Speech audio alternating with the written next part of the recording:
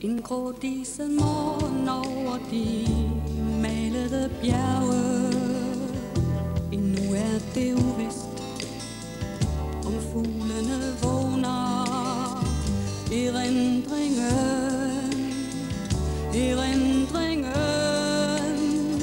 en sten ruller ned over bjergene. En enkelt plante bevæger et blad. En mosgruppe vender sine blege hår. En luft ned.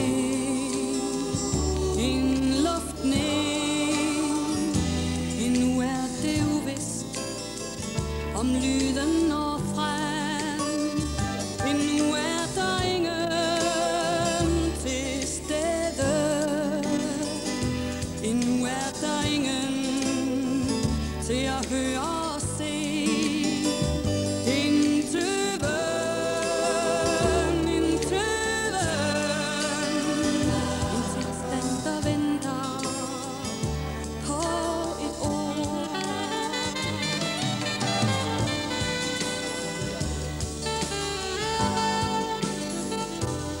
Handler om privatboligen og de teknologiske ændringer.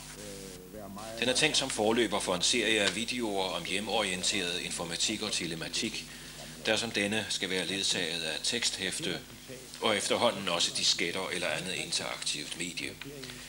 Det er meningen, at serien skal lægge sig i forlængelse af dette lille tidsskrift, som vi før har udgivet. Vi beskæftiger os med de herskende udviklingstendenser inden for de mange slags informationsteknologier til boligen, nogle gennemgående svagheder ved produktudviklingen op til nu og behovet for en fælles løsning. Videoen beretter om igangsættelsen af en ny slags forsøgsvirksomhed knyttet til udviklingen af informatik, telematik og automatik til boligen med særligt henblik på etageboligen. Og den introducerer en international arbejdsgruppe, der prøver at bane vejen for mere menneskevenlige udviklinger på dette felt. Det drejer sig om, hvordan man kan finde og opfylde de forbrugerønsker og krav, der nu må komme i kraft af telebombardementet og den voldsomme udvikling på elektronikmarkedet. Vi vil præsentere seerne for en række nye begreber og en række nye handlemuligheder, som vi må vente kommer til at stå til rådighed for private mennesker i deres hjemmemiljø i forbindelse med udviklingen af hjemmeinformationsnetværk. Vores videobånd lægger sig i forlængelse af den lige publicerede Hinhåndbog. Her har BRO, ST Lyngsø og Jysk Telefon redegjort for de nyeste udviklinger og teknisk-økonomisk mest farbare veje med hensyn til hjemorienteret informatik og telematik. Det drejer sig om et nyt og særskilt skandinavisk, åbent koncept for fremtidens hjemmeinformationsnetværk. Vores arbejde supplerer og uddyber Hinhåndbogen ved at gå nærmere ind på spørgsmålet om de fremtidige brugeres situation. Vi beskæftiger os med de spørgsmål, som vil være primære for forbrugerne, såsom, hvad skulle man dog tænke sig at bruge al den mulige informationsteknologiske kapacitet i hjemmet til, hvis det endelig skulle være? Ifølge de seneste undersøgelser fra 1988 er der hos forbrugerne ikke overvældende store forventninger til hjemmeelektronikken, og der er i hvert fald ikke noget ønske om at få en masse elektroniske apparater i hjemmet, snarere tværtimod. Hinrapporten kommer dels med nogle optimistiske udsagn om udviklingen, men den påpeger også dels, at samspillet mellem menneske og maskine er et stort og reelt problem. Dels, at mange af de typer af muligheder, der vil fremkomme, næppe vil stå så stærke som dem, der vedrører sikkerhed.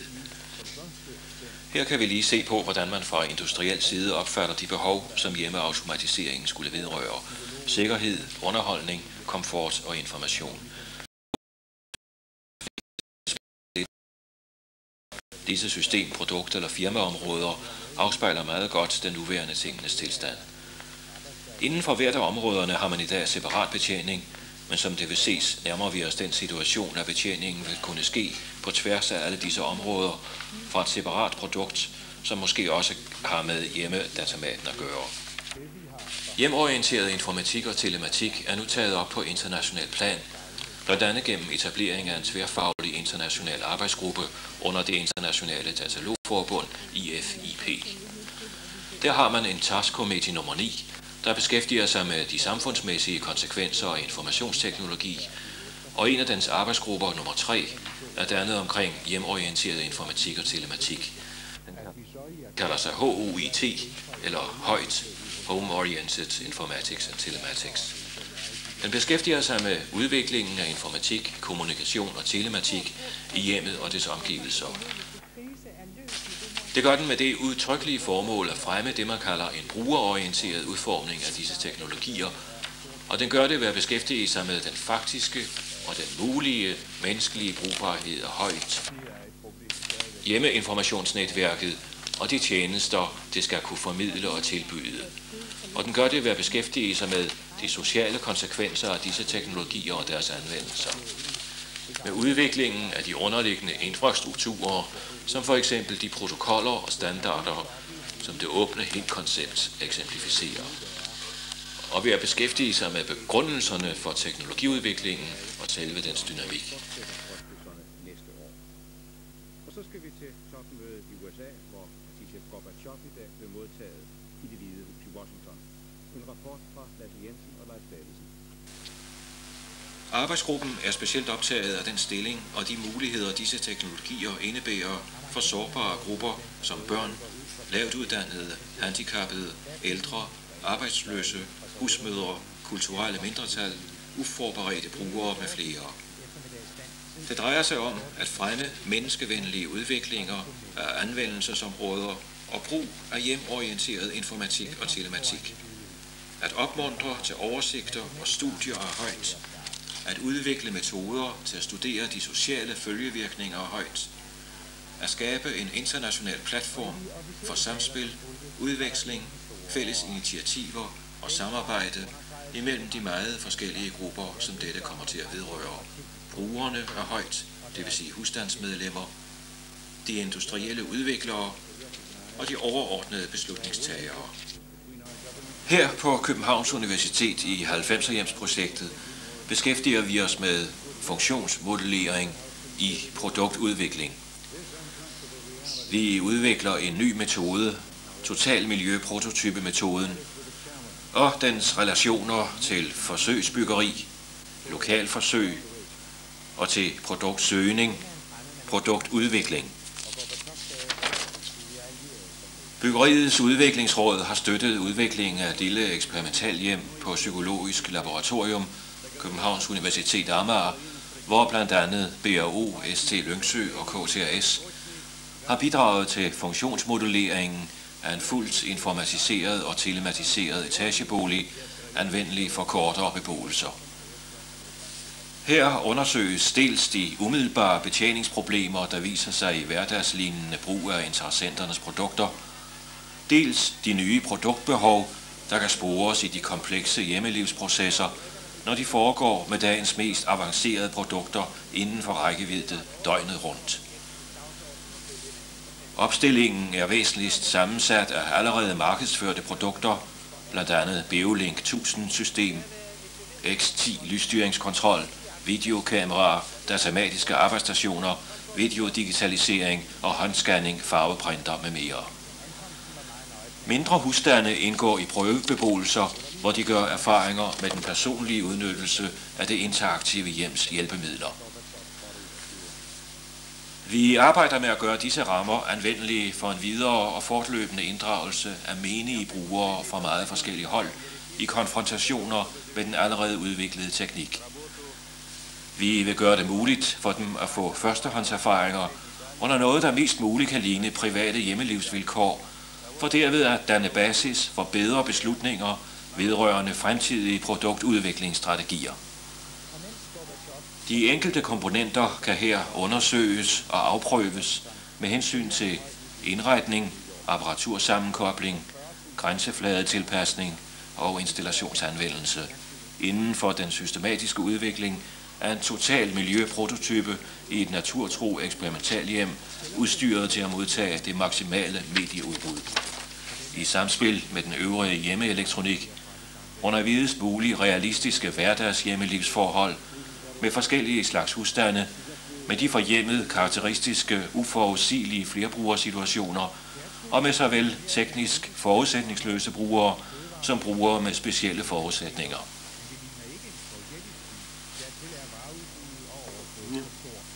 Essensen i prototypemetoden er at få erfaringer med systembrugen i realbrugssituationer. Det vil sige den slags kontekst og livssammenhæng, som det aktuelle produkt skal være beregnet til at bruges i. Og det vil her blandt andet også sige, hvor brugerne har en masse andre ting for, hvor de under tiden har travlt, og under tiden god tid, hvor de måske kun lejlighedsvis eller i perioder har lyst til at bruge systemet overhovedet, og hvor der kan være væsentlige og relevante interessekonflikter imellem brugerne i samme husstand. I lejligheden findes et billigst muligt audiovisuelt registrerings- og gengivelsessystem, der gør det muligt for beboere selv at opsamle hændelser hen over hele døgnforløb. Der er her arbejdet med muligheder for dukkefilmsrekonstruktion af fulde døgnforløb.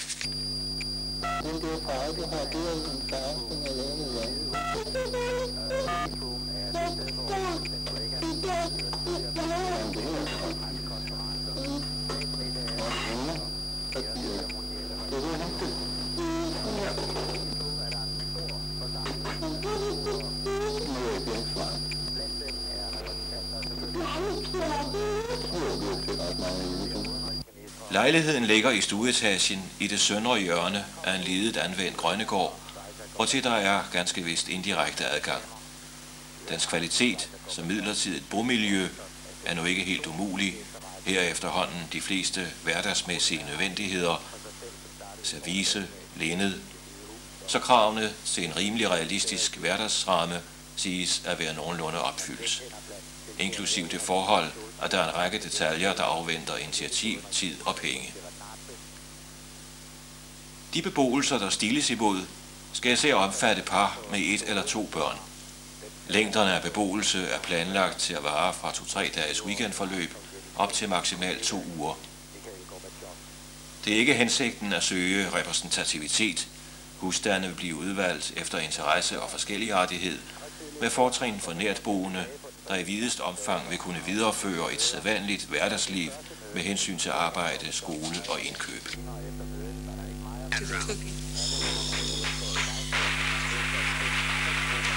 That 1 cup of wine, that 2 cup of wine, white wine, 2 cup of white wine. Next we go to the bass drum.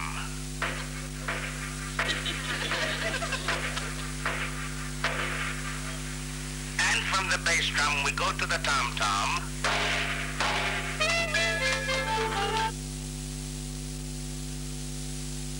Aha! It won't work for you.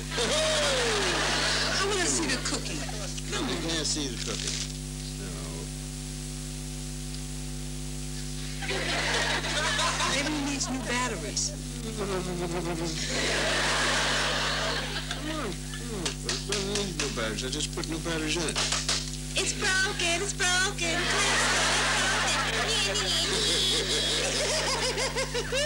And I'm still here. Now you're going to have to get up and go over there and turn that channel with your bare hands. No, not easy. I'll go down to Jake's appliance store and buy a brand new one. Just a minute. You are an electronic gadget junkie. And Jake's appliance store is really not a good place for a man like you.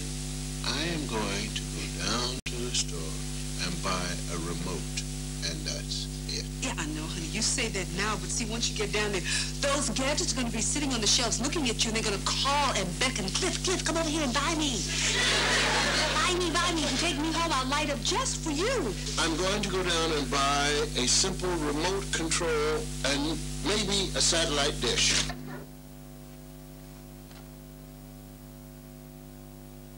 Inden for elektronikindustrien lægger man afgørende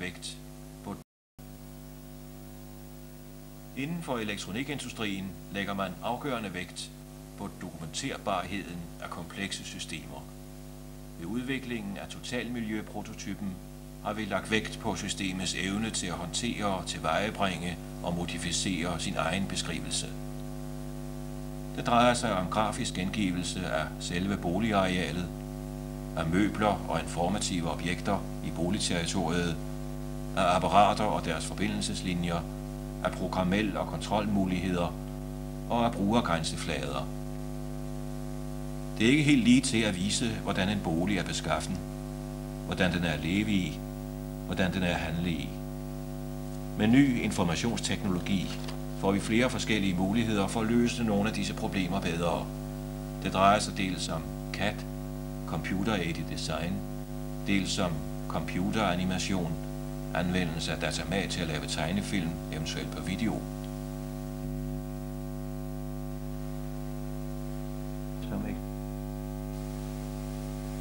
Som eksperimentalhjemmet fungerer i dag, er det præget af alle de mange apparaters forskellige tungemål.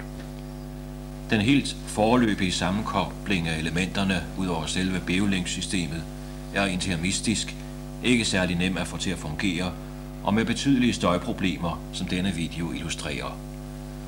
De mange handlemuligheder, der er, burde vi selvfølgelig præsentere her.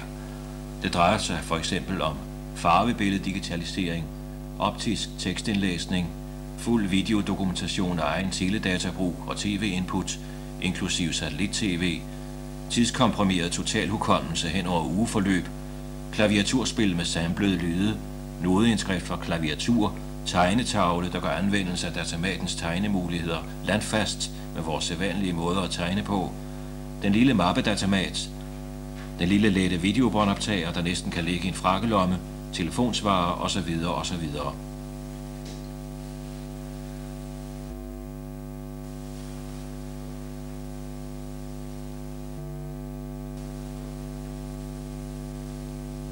Men den dokumentation, vi arbejder med, er jo teknisk endnu så støj- og sammenbrudsdomineret, at den kun egner sig til intern brug. Det er først, når et egentligt HIN-netværk bliver etableret til afløsning af de nuværende fuglereder, at det fuldt sammenhængende billede vil begynde at aftegne sig.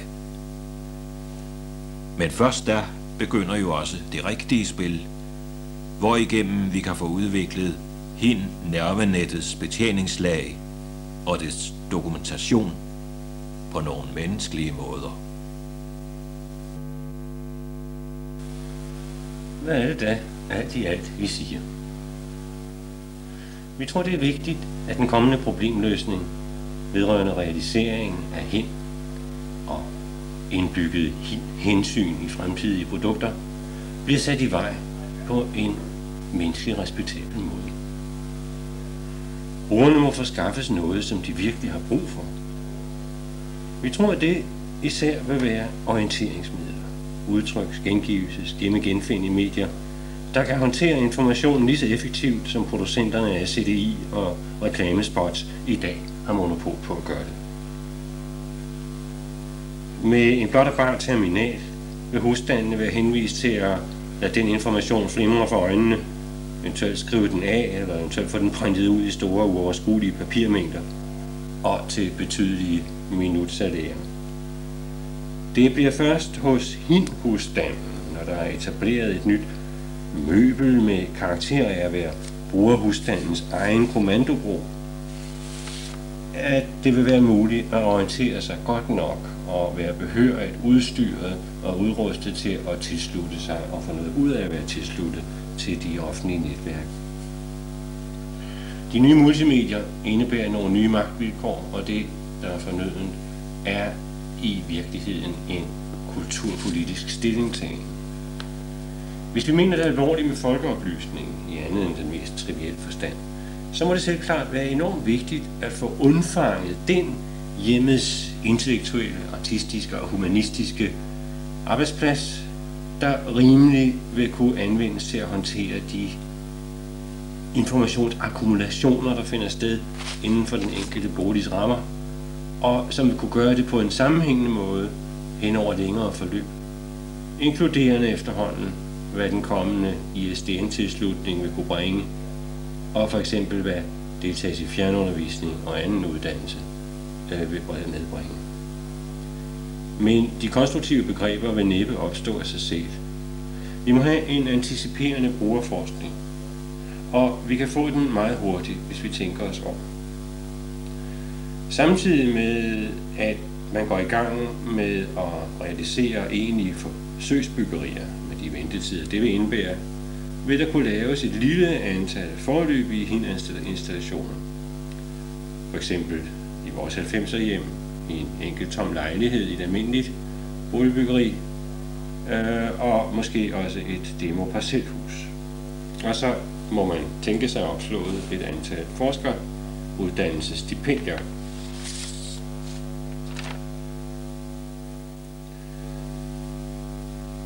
Vi skal slutte af nu, og vi vil gerne gøre det i en optimistisk stemning. Men vi kan ikke gøre det uden en vis skælven i forhold til de frø, der her bliver sået. For vi ved, at det, der kommer ud af det, vil være med til at ændre menneskers hjemmelivsverden radikalt.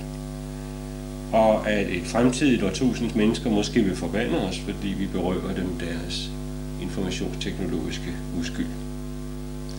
Det kan være så lovende, det skal være. Der er tale om magtmidler, og vi må med frygt forestille os disse magtmidler misbrugt.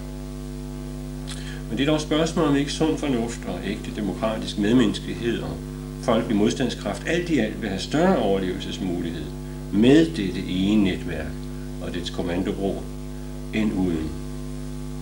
Når vi nu ved, hvordan telebombardementet og de ydre netværker i og udenfor vil belejre vores kablerantenner, og når konkurrencen om vores opmærksomhed og vores elektroniske penge eskaleres multinationalt.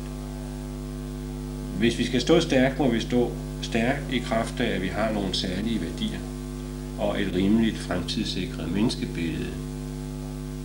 Og i kraft af, at vi har sikret os nogle forskere, der er virkelig kvalificerede til det tekniske og det sociale udviklingsarbejde. Kun på den måde kan vi effektivt skabe nogle efterspørgselsværdige produkter.